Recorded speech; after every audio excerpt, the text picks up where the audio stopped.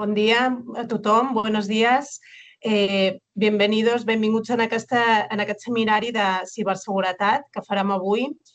Pasaré al castellano porque sabemos que hay agencias de fuera de Cataluña que nos han dicho que se van a conectar. Es una materia muy importante para todas las agencias de viajes y sabemos el interés que ha despertado. O sea que haremos el seminario en castellano para que nos podáis seguir todos bien. En primer lugar, bueno, agradeceros a todos vuestra participación y agradecer muy especialmente a los Mossos d'Esquadra, al cos dels Mossos d'Esquadra, la participación en este seminario y su colaboración y predisposición que hemos tenido desde un primer momento que bueno, pusimos sobre la mesa esta materia, tanto en información. Sabéis que ya justo antes de verano os enviamos una circular sobre medidas de precaución que se tenían que tener en cuenta y ya os anunciábamos que íbamos a realizar esta formación. Y bueno, hoy contamos aquí con la caporala Rosa María Relats de la unidad central de estafas y medios de pago y el agente Jordi García, que también es de la misma unidad, que realizarán esta presentación. También contamos con Xavier Ibars, que ha sido quien nos ha ayudado a coordinar todo este seminario.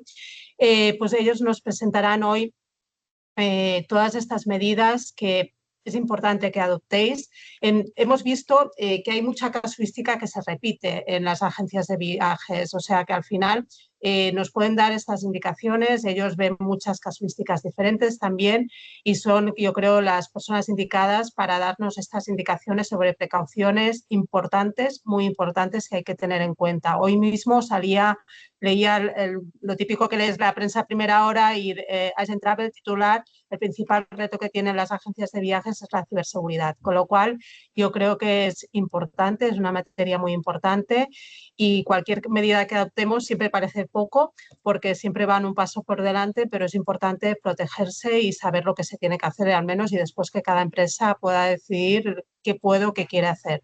Pero la información es muy importante. Así que nada, yo en primer lugar os dejo con Rosa María y Relats y con Jordi García, que serán quienes realizarán la primera presentación. Después tendremos a José Navarro de Vidente, a quien también quiero agradecer su participación, que también nos dará medidas desde otra perspectiva más técnica. Y nada, esperamos que sea de interés de todos. Deciros que después de cada presentación tendremos un tiempo también de preguntas y respuestas, con lo cual agradeceremos que a través del chat, muy importante, nos vayáis planteando todas las cuestiones que se vayan planteando y después daremos respuesta a todas ellas, ¿vale? Muchas gracias y nada, gracias Rosa María y Jordi, cuando queráis. Buenos días, gracias a vosotros, en primer lugar, por invitarnos a participar en eventos como estos, porque ojalá fuera solo un reto de las agencias de viajes. Es un tema que nos ocupa a diario y nos preocupa a todos, no solo a vosotros. No hace falta que diga que el incremento de este tipo de delitos es mayúsculo y no parece que vayamos a menos. Me encantaría estar hablándoos de modalidades de estafas varias y diversas, de las muchas que existen, daros no técnicas ni apuntes para evitarlos, puesto que todos estamos expuestos, no somos más listos que el delincuente, ellos son más pícaros y nosotros somos vulnerables. Vistos los problemas o los casos que más os preocupan, no voy a ser yo quien lleve el peso de la exposición. Por eso contamos con Jordi, es uno de los agentes referentes en nuestra unidad para investigar este tipo de delitos, lo que hoy conocemos como ciberestafas, y por ello, básicamente, teniendo en cuenta que contamos con poco tiempo y nos encantaría contaros mucho, le voy a dar directamente la palabra y que él, con el pequeño soporte de un Power que podáis ir viendo, os cuente los temas más frecuentes con los que podéis ir encontrándoos. Además, eso sí me gustaría hacer el apunte.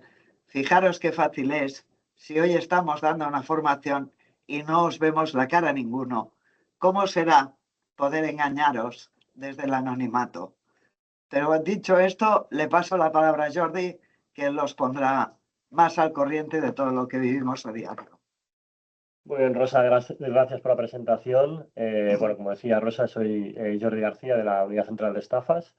Y bueno, al final no nos ha tocado otra que especializarnos en el tema de las ciberestafas y de la ciberdelincuencia, ¿no?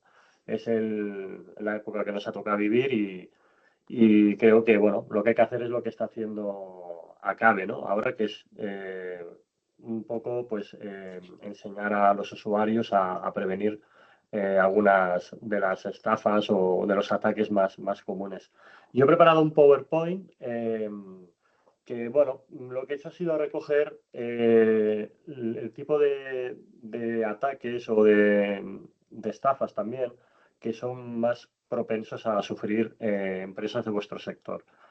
Muchas son muy similares a las que ya investigamos nosotros, porque al final este tipo de ataques siempre tienen la misma finalidad, que es o bien obtener datos de las empresas, como en vuestro caso de viajeros o de otro tipo de proveedores, o bien directamente obtener dinero, un beneficio económico. Vale, entonces vamos a empezar con el PowerPoint este. Os voy a compartir la pantalla, un segundo. A ver, y ahora aquí. Vale, deberíais de ver una pantalla, ¿se ve, compañeros? Sí. Sí, vale. Se ve, bueno, es la pantalla inicial, tipos de ataques más comunes y medidas preventivas. Primero vamos a repasar los ataques más comunes en empresas de vuestro sector. Y después una serie de medidas correctivas que ya veréis que, bueno, que una de ellas es lo que hace Acabe, que lo que nosotros le llamamos el awareness, que es digamos, de alguna forma, instruir a los usuarios para evitar ser víctimas de estos ataques, ¿vale? O sea que la iniciativa aquí por parte de Acabe nosotros la vemos bastante acertada. Vale, vamos a continuar. Vale, esta primera diapositiva, aquí os he puesto un ejemplo de phishing, ¿vale? He intentado montar un ejemplo pues con la plataforma esta de Amadeus, que creo que utilizáis muchos de vosotros, que es la plataforma esta para hacer reservas de viajes y de paquetes de viajes, vuelos, porque sé que también fue una plataforma que hace un año o dos sufrió una especie de ataques así de tipo phishing. Aquí sí, como podéis ver, esto es una impresión de pantalla de un correo electrónico y podemos ver pues cómo tenemos lo que es el remitente, que es Amadeus Selling, que es un remitente que nosotros lo podemos ver de confianza, ¿vale? Y después nos aparece un mensaje que nos dice que el password a la plataforma de Amadeus va a expirar en 24 horas, ¿vale? Eso sería el ejemplo de un phishing muy común. Lo mismo puede pasar con Amadeus que con otras plataformas, es muy parecido.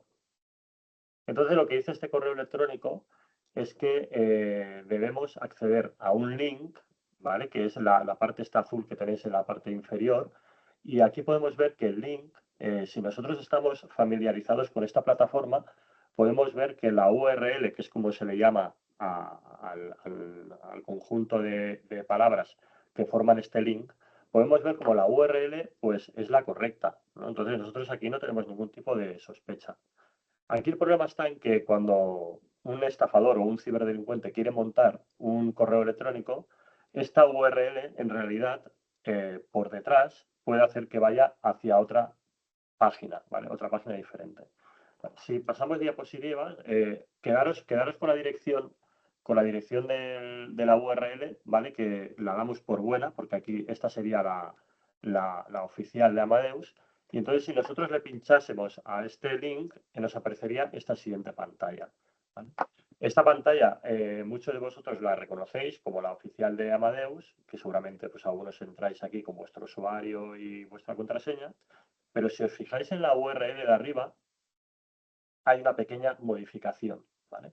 Empieza por sellingplatformconnect.amradeus en vez de amadeus.com. Esto es lo que hacen los estafadores o los ciberdelincuentes en este caso.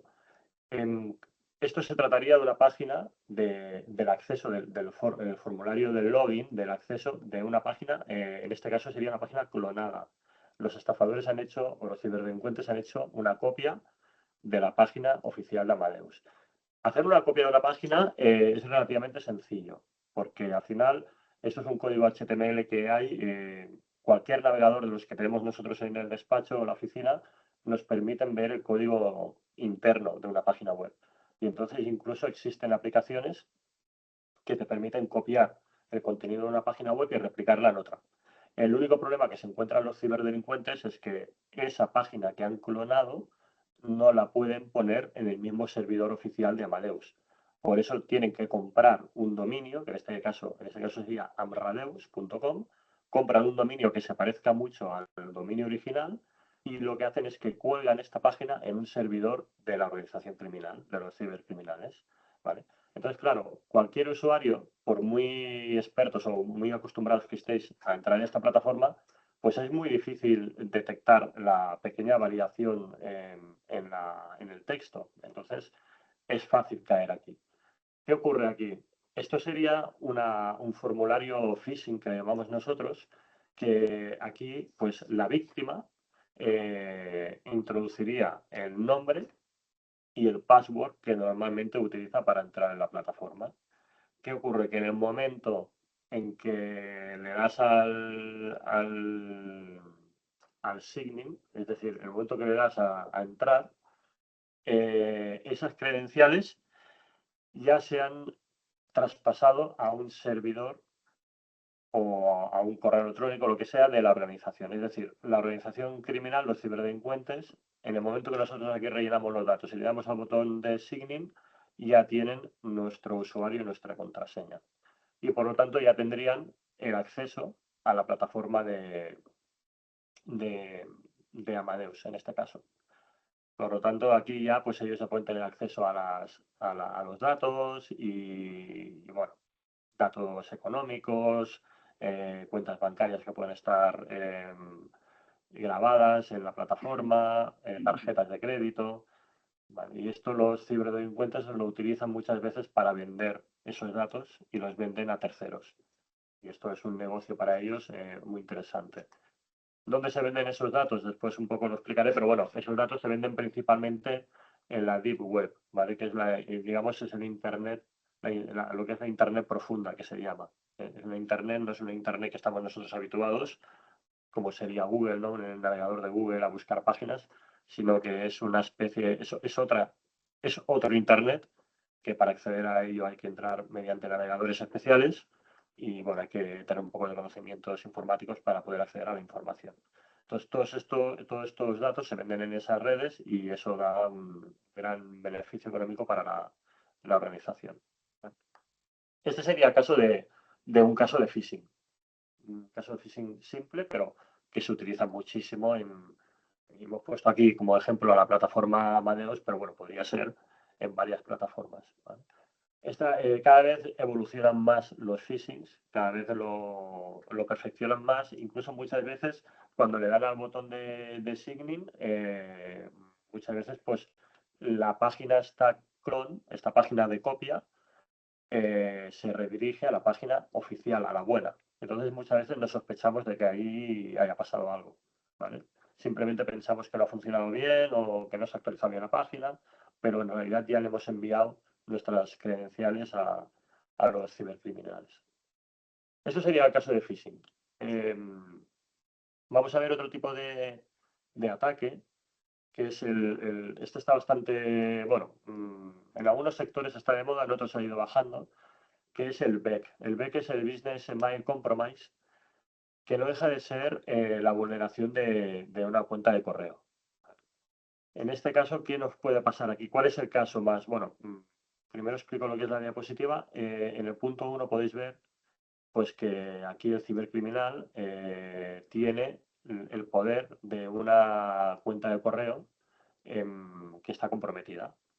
Una cuenta de correo puede ser un compañero nuestro o de un superior. Y entonces, aprovechando que esa cuenta está comprometida, es decir, que el cibercriminal tiene acceso a esa dirección de correo electrónico, envía un correo electrónico, pues pongamos, por ejemplo, al responsable de facturación. Y entonces le envía al responsable de facturación y dice, oye, mira, yo soy fulano como puedes ver en mi correo electrónico, y quiero que hagas una transferencia a tal sitio. Vale, vale, perfecte. Sí, no sé si volia dir algo. Perdón, si queríais decir algo. Vale. Entonces, bien, pues una vez la otra persona recibe este correo, pues claro, la otra persona realiza una acción porque pensando que se la está pidiendo una persona con un correo legítimo, ¿vale? Que sería punto 3. En el punto 3, pues ya pueden ser una transferencia bancaria y en favor del cibercriminal, o bien el traspaso digamos, de datos sensibles que le pueda interesar al cibercriminal, ¿vale? Es decir, esto al final es una suplantación del correo electrónico, por eso hay que tener mucho cuidado con el tema este. Cuando nosotros accedemos a nuestro correo electrónico, siempre recomendamos activar el doble factor de autenticación, que ahora ya se utiliza en muchos sitios, pues que es mediante el Authenticator de Google o el de Microsoft, que eso impide que otras personas puedan tener acceso a nuestro correo electrónico. Después os explicaré por qué pasa muchas veces esto, por qué se vulneran algunas cuentas de correo electrónico y dónde está realmente el problema, ¿vale? Y después el último que he detectado, que también puede ser bastante compatible con la actividad de vuestro sector, es el carding. El carding, aquí sí que es verdad que vosotros como usuarios de plataformas, pues poca cosa podéis hacer, pero pues, os puede pasar. Os puede pasar que, pues, que tengáis clientes que reserven un viaje, un billete de avión con una tarjeta de crédito ilegítima, que no es de esa persona, ¿vale? Os he puesto en la parte inferior de esta diapositiva, podéis ver, esto es un caso real, podéis ver un cajero automático vulnerado, que le llamamos nosotros, ¿no? Como veis, aquí los cibercriminales lo que hacen es que le ponen un teclado encima del otro, ¿vale? Hay un teclado encima del otro y ese teclado que han puesto ellos realmente lo que está haciendo es grabar el PIN de la tarjeta. Y después veis que el lector, lo que hacen es ponerle un añadido al lector de tarjeta, y ese lector lo que hace es que graba la banda magnética. Nosotros a esto le llamamos el gato, ¿vale? Es un lector que ahí se quedan todos los datos de la tarjeta. Entonces, ahora esto ha evolucionado todavía más, y antes sí que es verdad que los cibercriminales cada hora o cada 2 horas venían y cogían el teclado y el gato y el lector y se lo llevaban. Ahora hay un punto más, y es que directamente ponen un emisor wifi, como una especie de teléfono móvil, que de forma online va enviando esos datos hacia un teléfono móvil del cibercriminal. Es más avanzado. Entonces, como seguramente habréis visto los que sois clientes, pues por ejemplo de Bank Sabadell, que tienen, cuando pones la tarjeta, tienen como una pieza así de color verde, pues esto es para evitar que le añaden lo que es el gato, el lector este de tarjetas, ¿vale? Aquí, el problema aquí está en que cuando se hacen este tipo de ataques, esto genera una numeración y genera un código PIN, y estos datos los vende la organización, los venden en la Deep Web, y entonces tú los puedes comprar y directamente pues, puedes hacer una copia de una tarjeta de crédito con los datos facilitados, o bien directamente los puedes almacenar en un teléfono móvil y hacer compras con el teléfono móvil, ¿vale? Es una cosa que aquí vosotros como usuarios de las plataformas poca cosa podéis hacer, pero que hay que tenerlo en cuenta, que por ahí también pueden venir muchos ataques o muchas estafas en este caso. Vale, y ahora ya pasaríamos a las acciones correctoras, porque así tipos de ataques más comunes hay ataques que sí que se pueden aplicar a vuestro sector, pero que son mucho más complejos y que no creo que sea el objeto de esta presentación. Vale, entonces acciones en el caso del phishing, que es el primer caso que hemos explicado. ¿Qué acciones preventivas y correctores se pueden hacer? El phishing, recordad que era aquello de una página web clonada, que nosotros añadimos ahí el usuario y la contraseña. ¿Vale? Pues la primera medida es desconfiar de los remitentes desconocidos. Si yo siempre trabajo con Amadeus Sailing, pues siempre tiene que ser Amadeus Sailing. Cuando vea Amadeus Sailing y otra cosa más, pues hay que desconfiar siempre. Después hay que asegurarse siempre que estamos ante la página oficial, que no es una página clonada. Antes esto era bastante sencillo porque algunas páginas no incluían el HTTPS, la S esa que siempre mirábamos, porque eso indicaba que tenían un certificado en concreto, que es el SSL, pero hoy en día los cibercriminales eso lo pueden saltar muy fácilmente, ¿vale? Después, si nosotros tenemos una política de cambio de contraseñas de cada 30 días, por ejemplo, cada 60 días, si nos llega una a los 10 días, pues tenemos que desconfiar de esto. Entonces aquí es cuando hay que contactar con el helpdesk o con la persona que lleve todo el sistema de la gestión de contraseñas. También es muy importante el tema de los antivirus. En las empresas tienen que estar siempre muy, muy bien configurados y sobre todo actualizados. Y por último, la formación en el awareness, que es la conciencia cibernética. Esto está ahora muy de moda y yo creo que también por eso aquí Acabe pues, él lo quiere llevar a práctica, a la buena práctica, porque al final es una de las medidas que funcionan mejor. Una conciencia cibernética de los usuarios y que siempre deben vigilar muchísimo sus credenciales, dónde facilitan esos datos, las contraseñas. Siempre es mejor pues no utilizar la misma para todo, o al menos utilizar dos diferentes. Una para plataformas donde no haya información sensible y no haya posibilidad de que haya un perjuicio económico, y otras pues para cosas más del trabajo. Esto sería en el caso del phishing. En el caso del Business Mail Compromise, es lo que os decía del tema del correo electrónico vulnerado. La mejor forma de evitar que alguien utilice nuestra contraseña y nuestro nombre de usuario para entrar, por ejemplo, en nuestro Gmail, es activar el doble factor de autenticación, ¿vale? Es decir, eso que cuando el doble factor de autenticación, me imagino ya sabréis lo que es aquello que cuando entramos en una plataforma o entramos en nuestro correo electrónico, nos pide que validemos ese acceso desde el teléfono móvil nuestro personal. Esto es lo que mejor funciona y yo creo que sería obligatorio. Hoy en día hay plataformas o incluso servidores de correo como Gmail o Outlook que esto ya lo llevan muy bien implementado y que no te piden el MFA, el factor de autenticación, no te lo piden siempre, sino que solo te lo piden cuando su sistema de seguridad detecta que haya una modificación, como puede ser la dirección IP o la ubicación, el geoposicionamiento. Después aquí he puesto una cosa muy importante, que es que hay que vigilar si entramos, por ejemplo, en nuestro correo corporativo, entramos desde casa, ¿vale? Desde un equipo doméstico. ¿Qué ocurre? En casa pues tenemos ordenadores que empiezan a utilizar pues nuestros hijos o nuestras hijas, bueno, y que no están sujetos a la política de seguridad que podamos tener en la empresa, ¿vale? Entonces aquí es muy fácil encontrarse pues a veces ordenadores que están ya vulnerados, están atacados. Por ejemplo, os he puesto el ejemplo de un keylogger. Un keylogger es un tipo de virus que se introduce en un ordenador doméstico la mayoría de veces y que va grabando todo lo que nosotros vamos apretando en el teclado.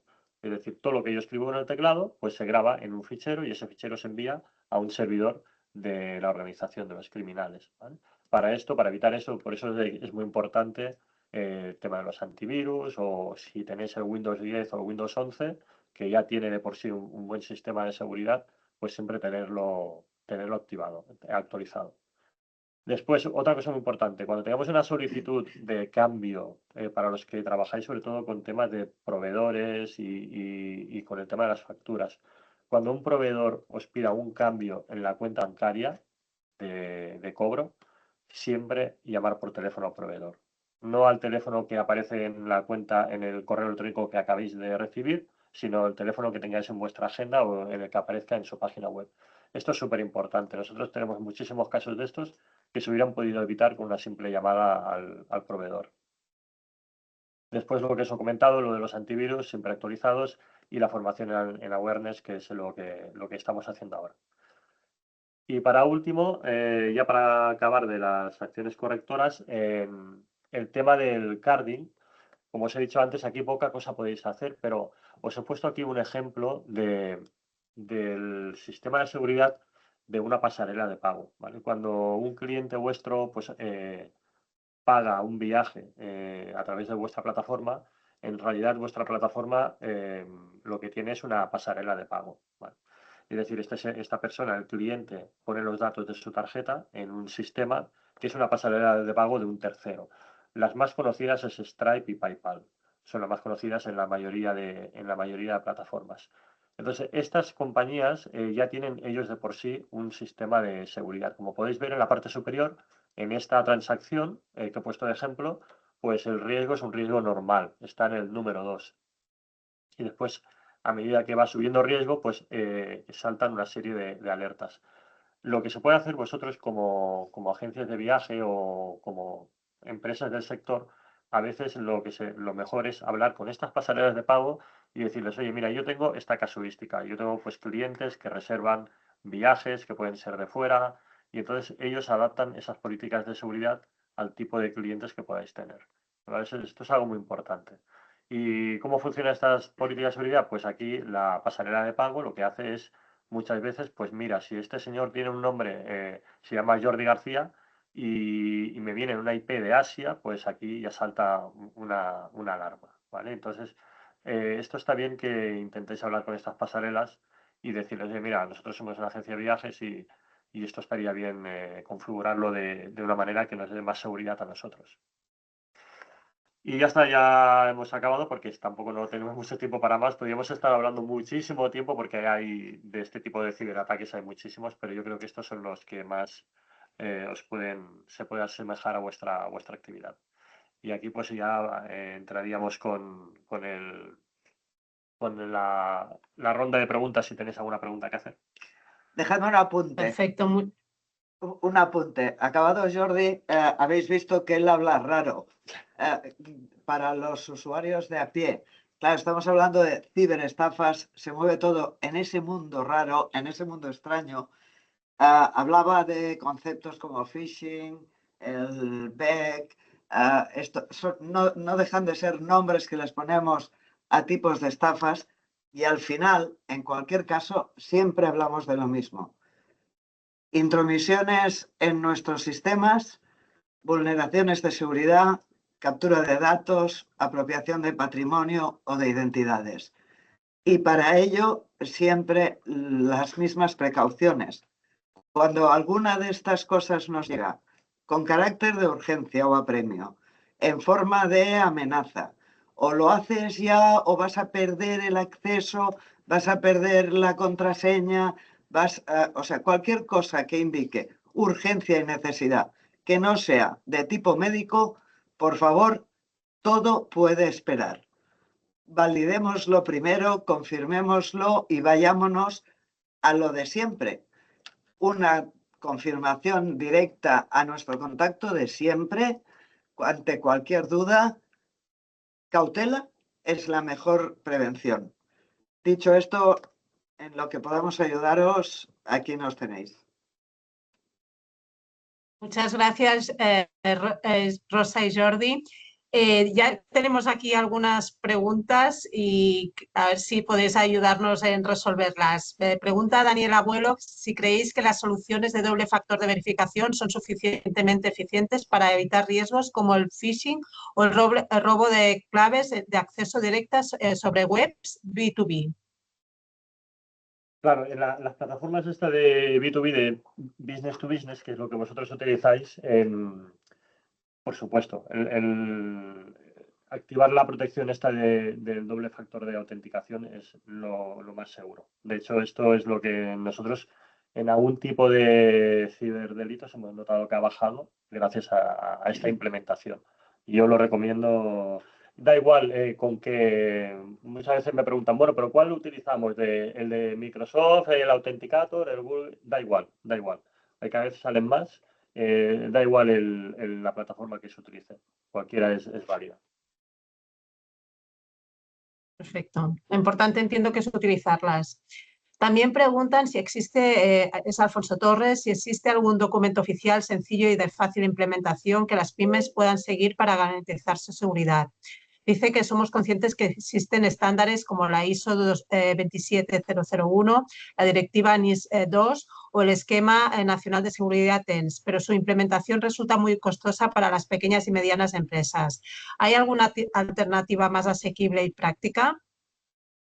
A ver, está claro que el esquema nacional de seguridad es el mejor, eso está claro, ¿vale? ¿Por qué? Porque se desarrolla en colaboración pues con INCIBE aquí en España y es pero sí que es verdad que es la más costosa, es verdad. Entonces, yo siempre creo que primero hay que evaluar cuáles son los riesgos más potenciales. Es decir, no es el mismo el riesgo de una agencia de viajes que el de, por ejemplo, de una central nuclear de Vandellós, ¿no? El riesgo es muy diferente. Y yo creo que hay que primero evaluar cuál es el riesgo y después, en base a eso, implementar la medida de seguridad. Yo recomiendo, porque, a ver, Alfonso Torres me imagino que... vale, es de Pericomputer, vale, pues entiendo que domina bastante el tema este. Yo lo que recomiendo es visitar la página web de INCIBE. Incluso INCIBE, ¿vale? Es, Instituto Nacional de Cibercrimen. Es una página web que depende del Ministerio, no sé si de Interior o, bueno, del Gobierno de España. Y hay gente trabajando ahí muy buena y se les puede hacer preguntas. Preguntas como, por ejemplo, oye, somos una agencia de viajes, tenemos una plataforma que queremos, una plataforma B2B, y qué medidas debemos adoptar. Es un buen recurso. Nosotros incluso a veces lo hemos utilizado, funciona muy bien. Yo he hecho formación ahí en CIBE exacto, Daniel ha puesto ahora mismo Daniel ha puesto el enlace, pues visitarlo porque aparte también hay medidas de prevención y está muy bien explicado. Incluso en casos de ciberataques, ellos atienden los primeros pasos y dan las claves de aquello que puede llevarse a cabo. Perfecto. En cuanto veo que hay una segunda parte, que existe algún estudio que indique el porcentaje del presupuesto empresarial debería destinarse a ciberseguridad.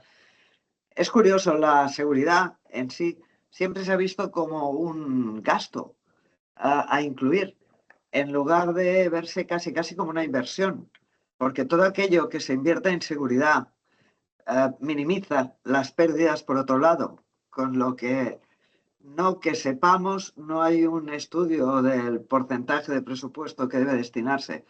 Cada empresa debe ser consciente de lo que quiere proteger y lo que le supone tenerlo protegido, con lo que que conozcamos nosotros un estudio del porcentaje del presupuesto empresarial no nos ha llegado. Perfecto. Bueno, lo importante yo creo que es invertir, como decías, no gastar, sino invertir en protección. No sé si tenéis alguna pregunta más, las agencias de viajes, o bueno, todos los que estáis aquí siguiendo este seminario. Vemos lo de la copia del vídeo, no tenemos ningún inconveniente en compartir el vídeo. A través de Xavi os haremos llegar una copia del Power para aquellos que lo necesitéis. Perfecto. Sí, nosotros vamos, si por parte de todos los ponentes no hay ningún inconveniente en compartir, os vamos a enviar como siempre una circular con sus presentaciones y la grabación de este vídeo. Nosotros lo estábamos grabando, pero como es lógico no podemos compartir sin su autorización y han dicho públicamente que no hay ningún problema por su parte, con lo cual os vamos a hacer llegar esta grabación siempre que José Navarro, que es el siguiente ponente, tampoco tenga ningún problema en compartir, que supongo que no. Os vamos a hacer llegar la grabación porque creo que además había gente que sabíamos que no podía participar todo el equipo, nos había pedido por favor si podíamos hacer llegar esta grabación, o sea que si no hay problema os lo haremos llegar. ¿Vale? No sé si hay alguna pregunta más por parte de algún participante. Es dirigida a Rosa y a Jordi. Yo creo que han hecho una exposición muy clara con todas las problemáticas o las principales problemáticas que pueden encontrarse en las agencias de viajes. hemos visto el carding, que yo creo que es por ejemplo, una práctica que llevamos muchos años sufriendo, no porque al final las agencias son las que reciben estas estafas de billetes que se emiten con estas tarjetas falsas, el phishing, que bueno, últimamente las principales estafas que nos han reportado vienen derivadas de phishing y bueno, todo el tema de suplantación de identidad en emails electrónicos, que ahí también hemos encontrado muchos problemas. Pero bueno, no sé si tenéis algún caso más, alguna casuística que queráis plantear, alguna pregunta, y si no, ya daríamos paso a José Navarro, que como os decía es el CEO de Ventia. Veo que no. No sé si Hola, Jordi y Rosa podéis continuar. ¿Sí? Un momento. Yo En cualquier caso, antes de Perdón, yo Antes de dar deberé paso, sí que- disculparme porque yo sí debo abandonaros, pero bueno, debemos abandonaros, pero agradecido sobre todo de habernos dejado participar. Ahí. Correcto. Sí que dejamos a Xavi conectados con vosotros.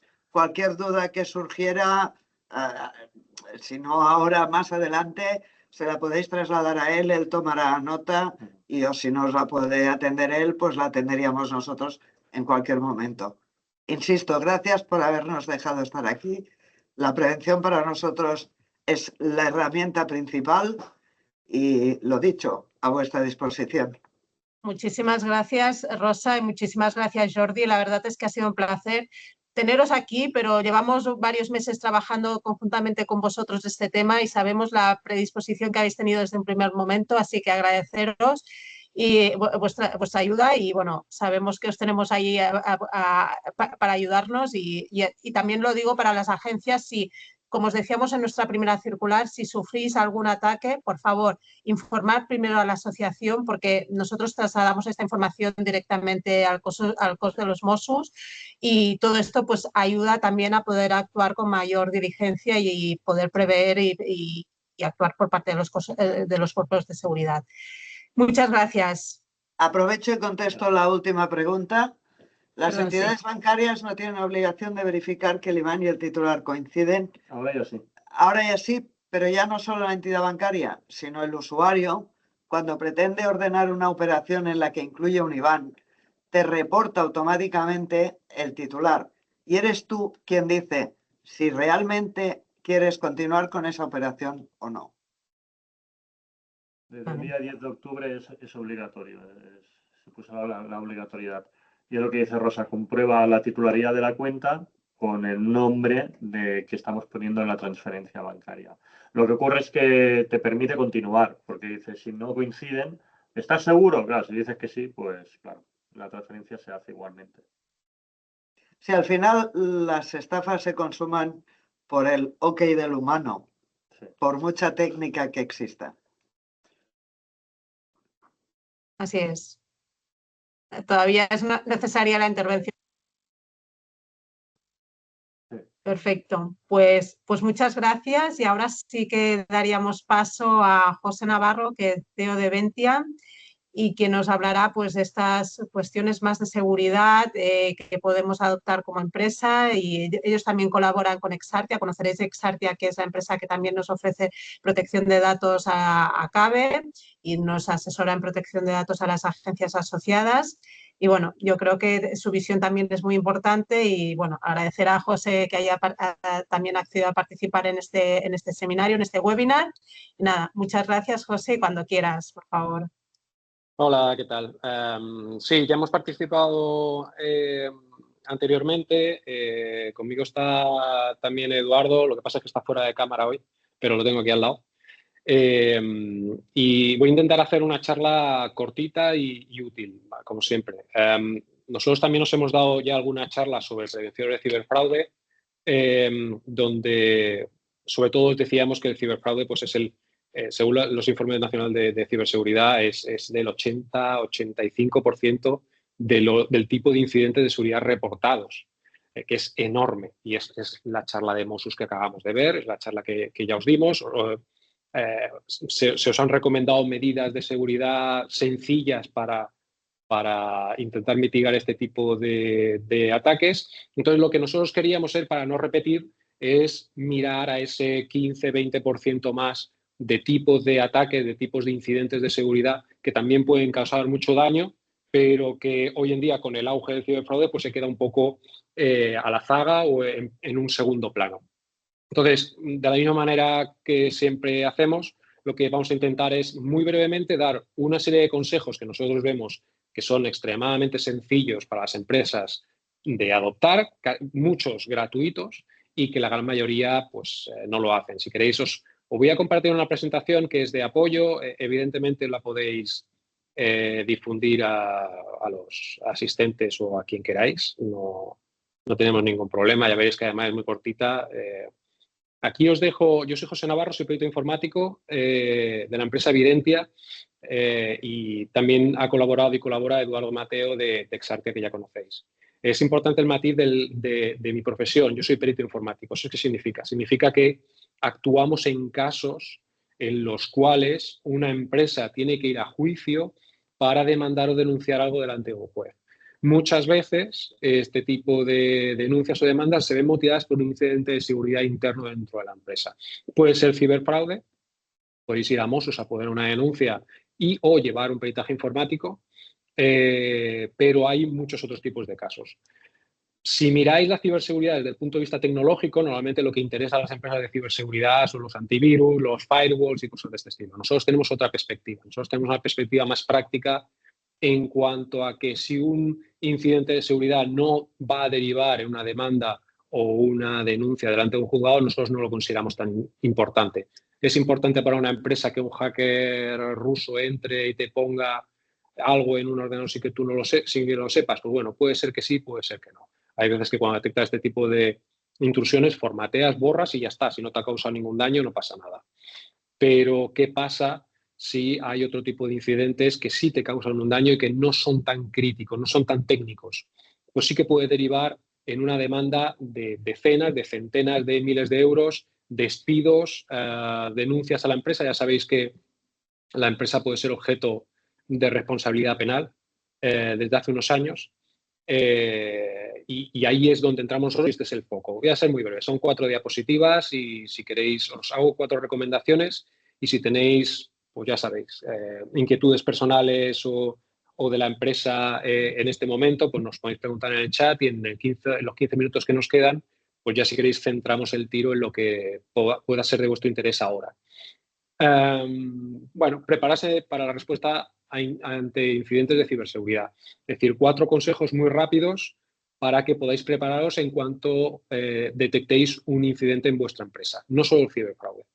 ¿De qué estamos hablando? Estamos hablando de que la situación, perdón, aquí, incidentes más graves, situación actual. Evidentemente, el fraude externo, que sería ciberfraude, es lo que se lleva la palma ahora. En otras presentaciones que os hemos hecho en la documentación oficial de la Administración de España, en los informes de ciberseguridad nacional, salía que era 80-85% del volumen de los incidentes reportados, pero hay otros. ¿Qué otro tipo de incidentes de seguridad nos dan a nosotros casos día a día? Casos que requieren una respuesta a incidentes y luego ir a juicio, a lo mejor sí, a lo mejor no. Por ejemplo, fraude interno, es decir, la charla de Mossos ha ido sobre todo de fraude externo, de alguien que nos roba los datos desde fuera, que accede a nuestras cuentas desde fuera y transfiere dinero sin nuestra autorización, pero también pasa que alguien interno nuestro nos hace fraude. De hecho, el fraude externo, el ciberfraude, se ha popularizado tanto que nosotros empezamos a tener casos de empresas que vienen y nos dicen, mira, que nos ha pasado esto, un ciberfraude, un BEC, lo que nos contaban antes, un robo de tarjeta, nos han robado 30.000, 50.000, 100.000 euros, pero tengo la sospecha de que la persona que lleva contabilidad, la persona que lleva esto, puede estar vinculada o puede estar relacionada con este fraude. Porque si lo pensáis, puede ser, para alguien con conocimientos y cómo funciona esto, puede ser relativamente fácil fingir un incidente de este estilo. Y esto entraría dentro de un caso de fraude interno. ¿Qué otros tipos de fraudes internos hay? Bueno, los típicos y tópicos que nosotros vemos cada mes. Bueno, cada mes no, por suerte, pero mucho. Una persona de dentro del departamento de compras que se conchaba con un proveedor y compra material para la empresa, pero lo hace con un concepto diferente, por un concepto que la empresa va a aceptar comprar, pero realmente está comprando otra cosa que se queda él y lo vende.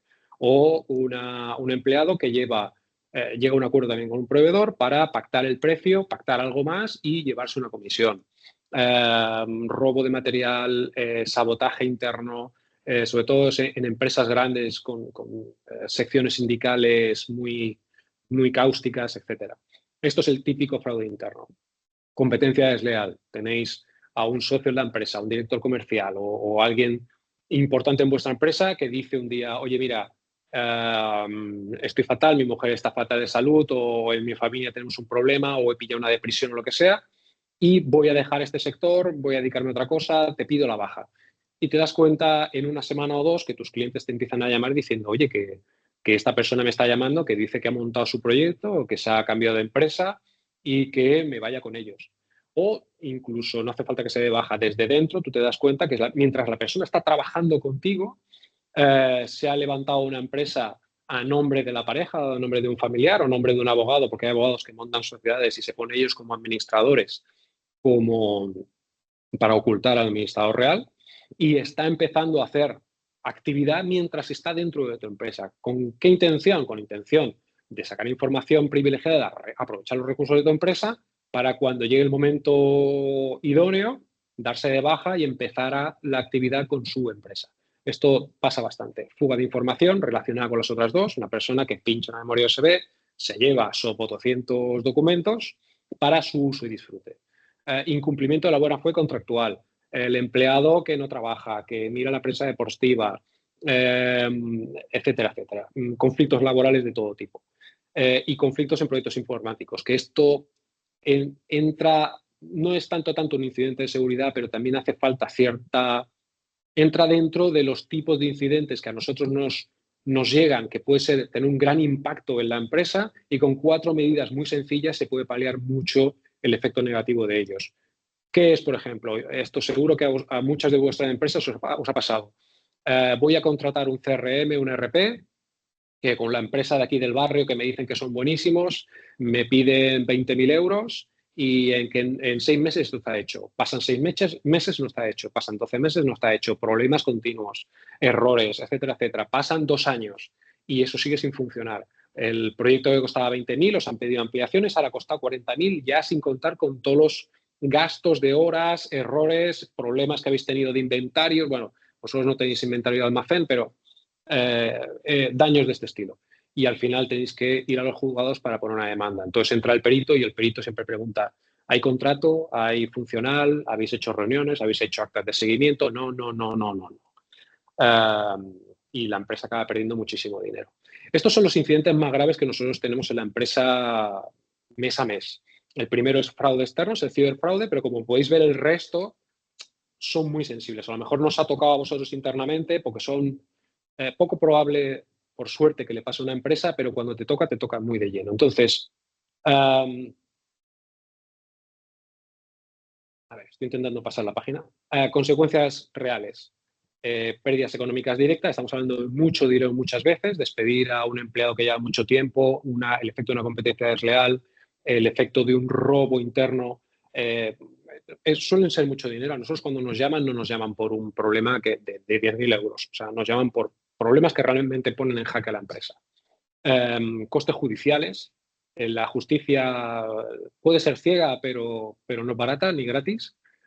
Contratar abogados, peritos, procuradores, más todo el tiempo interno de la empresa de preparar pruebas, etcétera, etcétera, tiene un coste brutal. Disrupción del negocio. Cuando te hace una competencia desleal, por ejemplo, en vuestros casos, nosotros tenemos ciertos casos muy típicos, por ejemplo, en asesoría siempre nos llegan unos cuantos casos a principio de año. Es la época del año en que alguien dentro de la empresa decide montarse por su cuenta, se coge la base de datos de clientes, se la lleva entera con la excusa de poder cerrar el año y la disrupción del negocio para la empresa original es brutal. Ser objeto de demanda o de denuncia, porque vosotros estáis pensando ahora que en caso de un incidente yo puedo denunciar o demandar, pero es que a lo mejor os demandan o denuncian a vosotros. A lo mejor vosotros sois la empresa, bueno, no es vuestro caso, pero si una empresa de desarrollo de software puede ser demandada porque su software que han desarrollado por otra empresa no funciona. Pérdida de confianza en el personal. o del personal a la dirección cuando hay problemas de este estilo, y pérdida de oportunidades. Por ejemplo, en casos de competencia desleal es muy típico que se pierdan 2 o 3 años de quiero iniciar una campaña, yo qué sé, en África.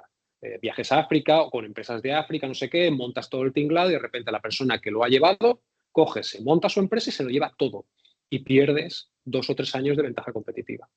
Bueno, esta es la situación actual para que nos situemos. Entonces, tengo 2 diapositivas más, o sea, voy a ser muy rápido. Medidas preventivas. Y os voy a decir unas pocas y con el condicionante este que os comentaba. Nosotros cuando vamos a una empresa que nos viene con un caso de este estilo, hacemos siempre 4 preguntas, que normalmente es en la primera llamada, la primera media hora. ¿Tienes esto? ¿Tienes aquello? ¿Habéis hecho esto? Y normalmente la respuesta es no tengo, no. Y nos damos cuenta que muchas de estas medidas es que son gratuitas. Algunas de ellas están obligadas por ley. Y siempre tenemos más o menos las mismas respuestas. Pues mira, somos pyme, la empresa tenemos confianza, esta persona estaba aquí toda la vida, cosas de este estilo. Entonces, os voy ahora a comentar una serie de medidas que nosotros pensamos que tienen que estar en todas las empresas. Como siempre os decimos en este tipo de formaciones, pensad en vuestra empresa, pensad en las cosas que ahora vais a ver, si lo tenéis o no lo tenéis, y pensad sinceramente en cuánto os costaría realmente montarlo. Es que en muchas de ellas son gratis. Concienciación del personal. Yo creo que son 2 o 3 puntos muy claves. Primero, hay que concienciar al personal. Es la medida número 1. La tecnología llega hasta un punto. Hoy en día la tecnología está muy avanzada. Tenemos sistemas muy buenos para todo. Me remito a la presentación de Mossos d'Esquadra, donde en la primera diapositiva pues había un correo electrónico donde intentaba engañar a la persona. Ahí puedes tener antivirus que quieras. Bueno, ahora hay antivirus bastante buenos y sistemas de seguridad que te detectan, intentan detectar phishings, pero normalmente siempre intentan vulnerar a la persona, no vulnerar a la máquina. Entonces, tienes que concienciar al personal. Personal en general para prevenir el fraude. Ya sabéis que nosotros hemos hecho formación para vosotros. Tenemos un curso que es gratuito o financiado subvencionado por la Fundae sobre prevención de ciberfraude. Os avanzo, y perdonad el apunte comercial, pero estamos haciendo uno de ciberseguridad más general, no solo ciberfraude, que lo tendremos listo a final de año, también la misma tónica, o sea, muy sencillo, en la cual os podéis beneficiar las empresas, pero las personas también. Es decir, las personas que están delante de un ordenador tienen que estar formadas mínimamente. De hecho, la normativa NIS 2 ya sabéis que ahora viene con una obligación para cierto tipo de empresas para tener esta formación, que al final van a ser la mitad de las pymes de España y por carambola van a caer el resto. Recursos humanos. Los departamentos de recursos humanos, o las personas que se encargan de gestionar personas, tienen que tener una preparación sobre cómo responder a cierto tipo de incidentes. Nos comentaban antes, pues si tenéis un ciberfraude, entiendo que ahora os habréis apuntado el nombre de la unidad central de estafas y mitjans de pagament de los Mossos, pero si no sois de Cataluña tendréis una unidad muy equivalente de vuestro cuerpo policial estatal autonómico que hace lo mismo. Tenéis que tener ese contacto o el contacto de la CAPE para preguntar quién era, o nuestro contacto que está en la última diapositiva. Llamad rapidísimamente. En el caso, por ejemplo, de ciberfraude, siempre comentamos que el plazo para responder son unas horas. Los bancos pueden parar transferencias en las 12, 24 primeras horas. Después es muy complicado. Estamos hablando de ese tipo de plazos. Entonces, claro, cuando un departamento de recursos humanos ve que tiene que despedir a una persona, que una persona le ha hecho sabotaje interno, te das cuenta que te han hecho competencia desleal. Se suceden los eventos muy rápidamente y si no has hecho algo de prevención antes, si no sabes a quién llamar, si no has tenido la política de seguridad hecha antes, etcétera, si el empleado no la ha firmado, ya llega un momento que cuando ya tienes el incidente encima, ya no lo puedes preparar. Entonces, recursos humanos tiene que tener una mínima formación preventiva. Por ejemplo, cuando despides a un empleado y quieres analizar su ordenador o su correo electrónico, lo primero que tienes que hacer es una cadena de custodia, que esto lo pueden hacer las empresas, es gratis, es muy sencillo de hacer, pero casi nadie sabe hacerlo. Informática, el departamento de informática tiene que hacer esa respuesta a incidentes. Vosotros tendréis o equipos informáticos internos o tendréis empresas que os dan servicio. Estas empresas tienen que tener este conocimiento, de cómo hacer una cadena de custodia, de cómo saber cómo está protegido vuestro entorno, etcétera, etcétera. Contratación y gestión de proyectos. Si contratéis un proyecto informático, tiene que haber un contrato. Esto que parece tan evidente, nos encontramos muchas veces que para proyectos pequeños o para empresas de confianza no se hacen, o se hacen contratos genéricos que no especifican lo que se tiene que hacer, lo que el sistema informático tiene que hacer. No se hace una buena gestión de proyecto, algo tan básico como documentar en una carpeta cómo va yendo el proyecto, o tener actas de reuniones por hitos. No hace falta cada semana, pero cuando llegas a mitad de proyecto, cuando llegas a final de proyecto, cómo formalizas la entrega, cosas de este estilo. Cosas muy sencillas, o sea, no estamos hablando de sacar certificaciones de gestión de proyectos. Toda esta formación de aquí está disponible en Internet si hacéis cuatro búsquedas. ChatGPT también te lo dice perfectamente. O vuestro asistente de inteligencia artificial de preferencia, y es casi gratuita. Que no la encontráis tal, preguntar a la CABE, preguntándonos a nosotros. En INCIBE tenéis un montón de acceso a información y formación. O sea que el acceso y el coste económico no es la excusa. Normalmente, y esto lo conocemos porque todos somos pymes, es el tiempo y es la dedicación. Pero de verdad es que luego cuando hay problemas, la gente se echa las manos a la cabeza. Segundo pack de medidas esenciales. Tenéis que tener políticas y procedimientos. Todas las empresas tienen que tener una política de seguridad. Y esto ya lo hablábamos cuando hablábamos del curso de prevención de ciberfraude. Si no tenéis una política de seguridad, si no sabéis si tenéis una política de seguridad, o si tenéis una política de seguridad pero sabéis que está pillando polvo en una estantería, es momento de empezar a trabajar en ello. Una política de seguridad tiene que ser algo vivo. Tiene que ser un documento que evolucione con la empresa. Tenéis que ir apuntando allí todo lo que puede tener un impacto en la seguridad, no solo informática, sino general de la empresa. Tiene que estar soportado por dirección, tiene que estar alineado con el negocio, etcétera, etcétera. Básicamente, para que nos entendamos, es un Word que todos los empleados tienen que conocer, donde tenéis que ir actualizando todos estos puntos, por ejemplo, que estamos hablando. Prevención de ciberfraude. Pues si de aquí habéis sacado 2 o 3 conclusiones que creéis que se deben vigilar o implementar en vuestra empresa, el primer paso es, ¿está incluido en mi política de seguridad? No, pues métele un par de parrafitos y a partir de ahí, dalo a conocer a todos los empleados y pon en marcha a alguien que se ponga a trabajar en medidas de seguridad que implementen esos 2 párrafos. Pero primero tiene que estar en la política de seguridad, si no, no sirve para nada. Políticas de control del empleado e información. Nosotros siempre que entramos a trabajar en un caso de informática forense o de peritaje informático, siempre preguntamos a la empresa, perdona, no estoy controlando el tiempo, perdonad, si veis que me paso lo que sea, me la decís. Queda poco. Siempre que entramos en un caso, siempre pedimos lo mismo normalmente. Pedimos, pues tenéis registro de navegación a Internet, tenéis registro de uso de memorias USB, sabéis qué documentos está abriendo la gente, etcétera, de cosas como muy sencillas, pero las medidas de los sistemas operativos y las herramientas de informática actuales no las facilitan esto de por sí. Por ejemplo, los servidores Windows registran actividad de lo que va pasando en su interior, pero por defecto reservan muy poquito espacio para guardar estos registros. Entonces, cuando a lo mejor pasa una semana, empiezan a sobreescribir registros antiguos.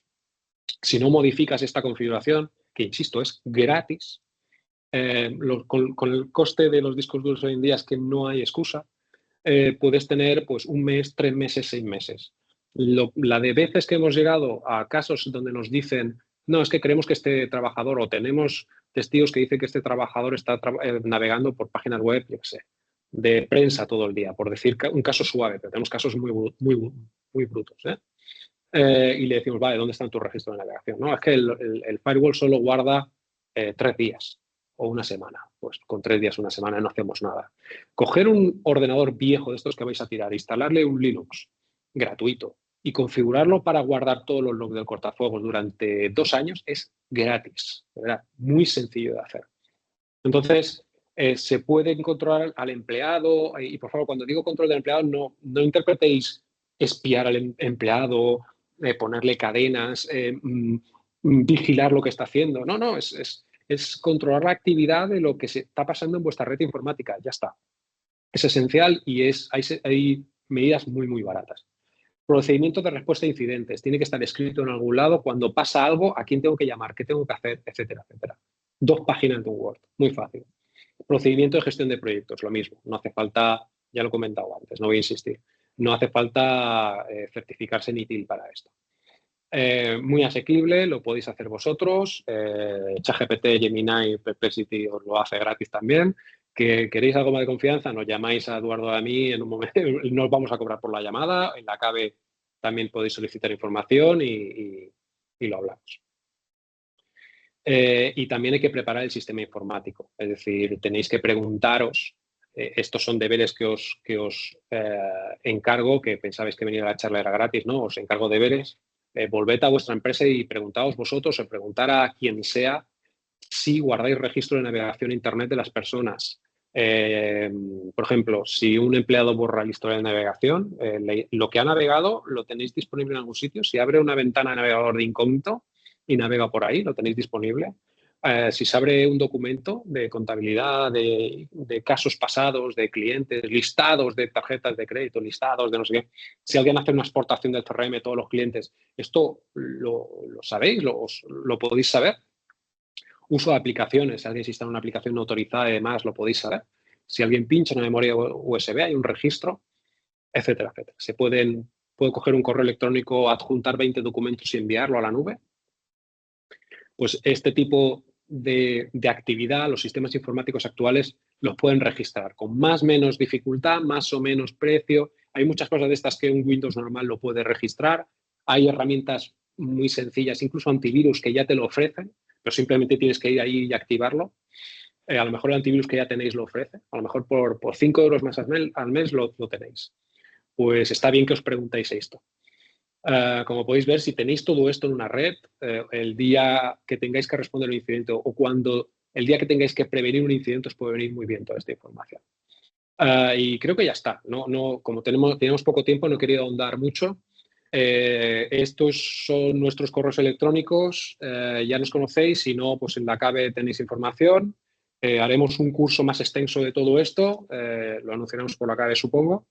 Y si tenéis preguntas, pues por favor, aprovechad ahora y si no, pues enviádnoslas después a través de la CABE.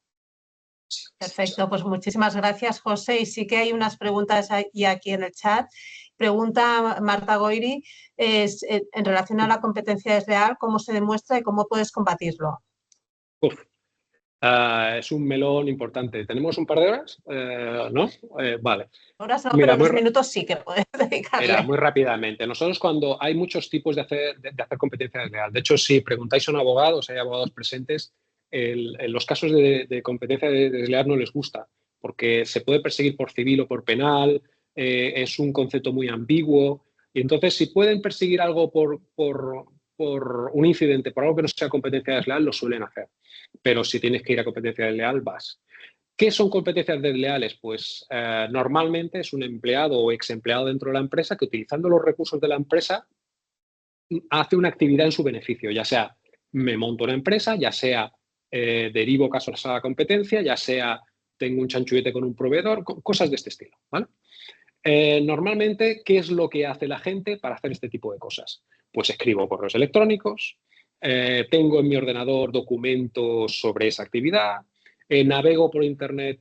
Bueno, nosotros hacemos informática forense, cogemos, no sé si os acordáis de la serie aquella de CSI, o cogemos un ordenador y le hacemos un forense, ¿no? Lo matamos, digamos, en la sala de la morgue lo abrimos y vemos qué ha pasado.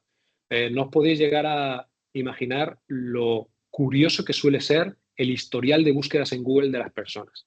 Cuando una persona hace este tipo de actividad, pues cómo creo una sociedad, cómo puedo ser anónimo al crear una sociedad, puedo poner a mi pareja como sociedad y luego cambiar el nombre, cosas de este estilo. Entonces, pensad que yo soy informático, y perito informático. Yo os doy lo que desde el punto de vista informático puedo aportar como solución. Luego hay otro tipo de pruebas. Por ejemplo, si ha habido un daño a la empresa, necesitaréis un perito económico que os perite esto. Si queréis ver si una persona realmente está yendo a otra oficina que no toca, o que os está diciendo que va a visitar a un cliente, pero realmente no es a ese cliente que va a visitar, pues igual necesitáis un detective privado que le siga. Pero en casos de informática, que suelen ser muchos, análisis de correo, análisis de documentos en el PC, navegación. Entonces, ¿cuál es el problema? Que si tú a una persona le pillas infraganti, si le dices un día, oye, que te hemos pillado, te vamos a despedir, aquí tienes un perito, un notario, te vamos a clonar el ordenador y lo que encontremos ahí va a ser considerado prueba contra ti, pues perfecto, igual sí que le pillas.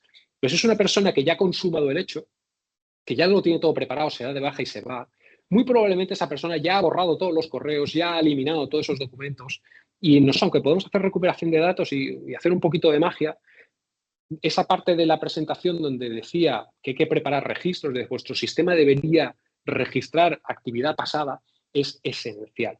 Pues estos son un poco los 4 detalles que yo daría. Mirar correo, navegación, documentos y es donde encontramos la gran mayoría de evidencias.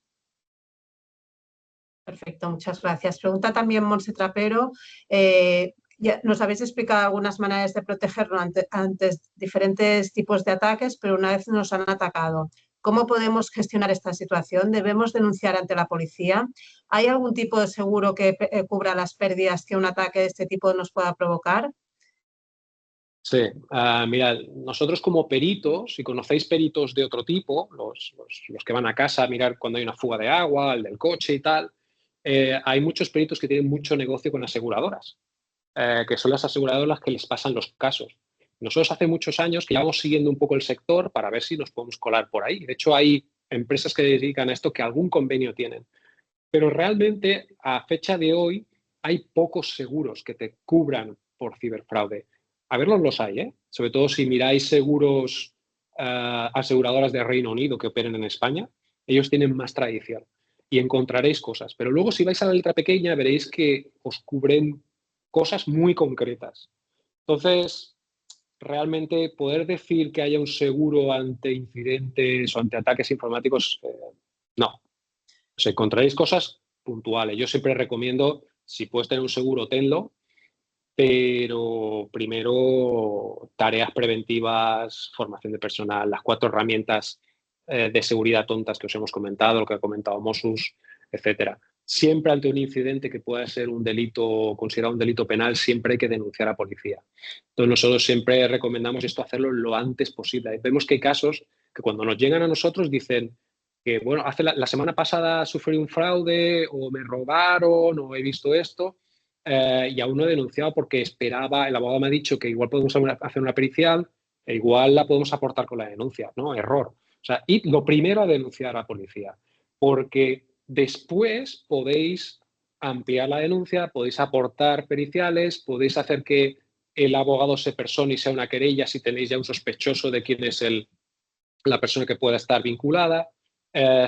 Aunque hagáis esta denuncia en la oficina, en la comisaría que tengáis más cercana, luego se puede pedir que pase a una unidad especializada. En Cataluña es bastante sencillo esto porque cierto tipo, están muy bien comunicados y cierto tipo de casos ya pasan automáticamente y hay muchas comisarías regionales que ya empiezan a tener muchas capacidades como las centrales operativas. En el resto de España, pues dependiendo de dónde estéis, pues puede funcionar un poquito diferente. Pero lo primero es denunciar y después ya podéis ir añadiendo. Es muy útil. Y perdonad si ahora me tiro flores, pero en ciertos casos policía está muy saturada. Entonces, igual en un caso en el que a vosotros os hayan robado, por ejemplo, 20.000 euros, para vosotros es súper grave, pero claro, Mossus, bueno, que digo Mossus porque es el cuerpo policial que hemos tenido hoy, pero el resto están igual, están muy saturados. A lo mejor ellos tienen encima de la mesa pilas de casos de centenares de miles de euros. Entonces, hay veces que si tú contratas un peritaje o si tienes un equipo interno de informática que es capaz de hacerte ciertas cosas, tú ya puedes ir a la denuncia y decir, mira, yo ya he hecho estas cosas. Entonces, a la policía esto le viene muy bien porque ya tiene trabajo avanzado. Entonces, siempre denunciar lo antes posible, consultar con vuestro abogado. Si tenéis un perito de confianza, que ahora ya lo tenéis, pues llamadnos, que nosotros por la llamada nos vamos a cobrar absolutamente nada. Si sois socios de la CABE, preguntad en la CABE si nos acordáis de nuestro nombre o lo que sea, porque os redireccionarán a quien sea, pero hay que moverse rápido, muy rápido. Aquí, gracias José, me gustaría añadir en el tema de los seguros que nosotros estamos colaborando con Winsartorio y con AON. Ellos ya empiezan a diseñar, son pólizas que se diseñan normalmente a medida, pero sí que cubren temas de ciberseguridad. Con lo cual, en las empresas que estéis interesadas en ver cómo podéis proteger, está claro que yo creo que queda todavía mucho por avanzar, pero ya empieza a haber pólizas especializadas en nuestro sector y que están cubriendo aspectos relacionados con la ciberseguridad. Como os decía, no son pólizas estándar, se realizan muy a medida, pero que empieza a haber ya cosas. Y también, como decía José, lo primero, denunciar, y lo que agradeceríamos también como ACABE es que también nos trasladéis información sobre todo lo relacionado con delitos de ciberseguridad, porque, como os decía, nosotros además estamos en contacto, ya habéis visto, directo con los Mossos, y al final se trata de remar todos y de conseguir pues, evitar estas prácticas indeseables. Preguntaban, perdona, añado a la pregunta de Monse, ¿cuál es la reacción necesaria debida cuando la vulneración no la hemos sufrido nosotros directamente, sino alguno de nuestros proveedores? El ejemplo claro es la vulneración sufrida por Amadeus. ¿Qué tenemos que hacer nosotros en este caso si alguno de nuestros clientes identifica que sus datos han sido parte de los vulnerados? Sí, hay ciertos delitos que te pueden, delitos o incidentes, porque no todos son delitos penales, que te pueden salpicar. Entonces, nosotros tenemos casos en los que la empresa tiene una preocupación porque algo que puede haber pasado a un proveedor le puede afectar mucho a su imagen o le puede causar un daño económico, etcétera, etcétera. Entonces, claro, depende mucho del tipo de caso. Pensad que todos los estándares de gestión de seguridad de la información hoy en día, que provienen también del Reino Unido y que en eso se basaron para hacer las ISO 27000 y en eso se basaron para luego hacer la nueva LOPD que tenemos ahora, la RGPD, todas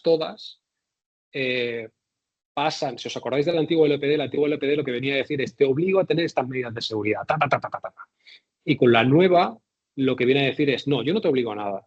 Lo que te obligo es que seas diligente. Es decir, que tú hagas un análisis interno de tu habitación. Iba a decir. Perdona, tengo hijos pequeños que necesitan una auditoría también de tu habitación. Un análisis interno de vuestra infraestructura, de vuestro negocio.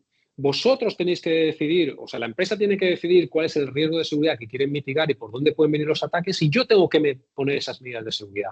Entre ellas tiene que estar la respuesta a incidentes, es decir, el incidente lo puede sufrir un proveedor o un cliente, pero me puede afectar a mí. Yo, en cuanto estoy informado de eso, tengo que responder. Entonces puede ser tan tonto como me he enterado de lo que pasa, cojo el teléfono, llamo a mi abogado, llamo a la CABE, llamo a quien sea, para ver qué pasa, si esto es grave, si no es grave, si me puede impactar de alguna manera. Eso es una primera respuesta que es muy válida. Si lo hacéis por una manera que luego podéis demostrar que se hizo, por ejemplo, si envías un correo electrónico, tú ya luego puedes demostrar ante terceros que tú ya ese día, primer día, ya te preocupaste de empezar a hacer una respuesta a incidente. Que una respuesta a incidente, a lo mejor estés pensando en CSI y cosas así.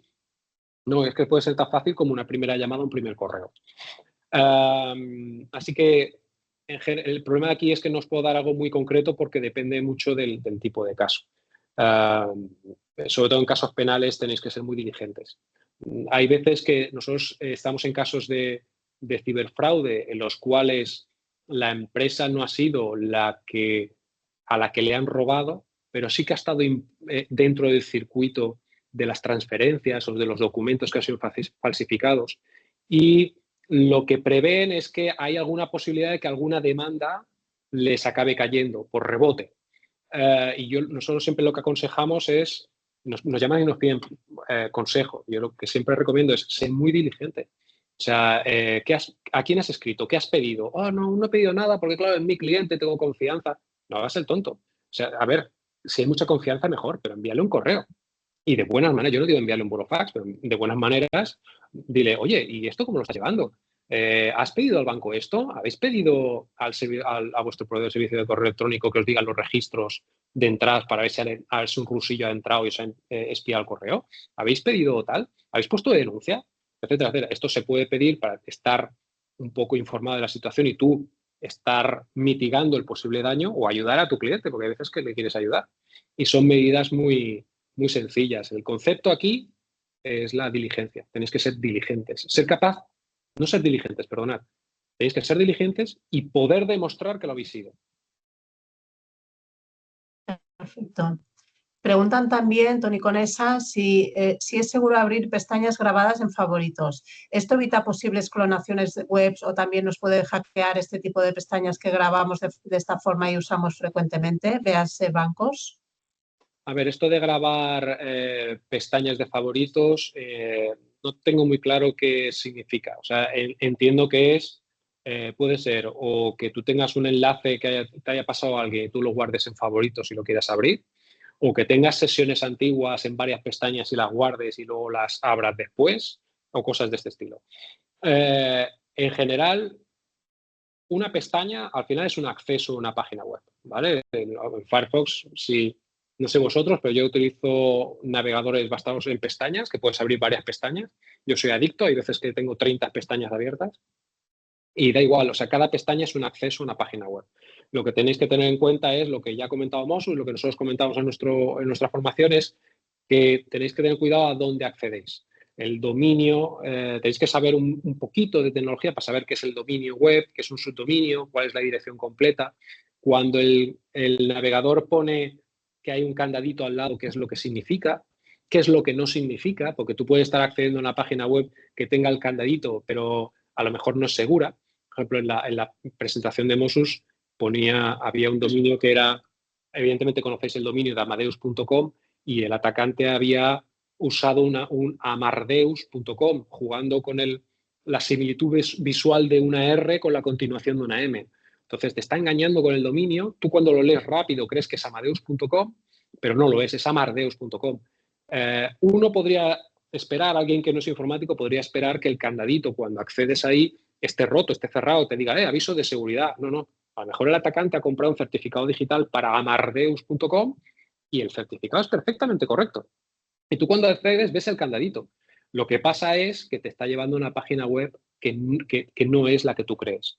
Entonces, ya sean pestañas grabadas, no grabadas, enlaces que os envíen por SMS, enlaces que os envíen por WhatsApp, mucho cuidado con los enlaces. Recordad que los enlaces tienen dos partes, la que veis y el enlace real al que apunta.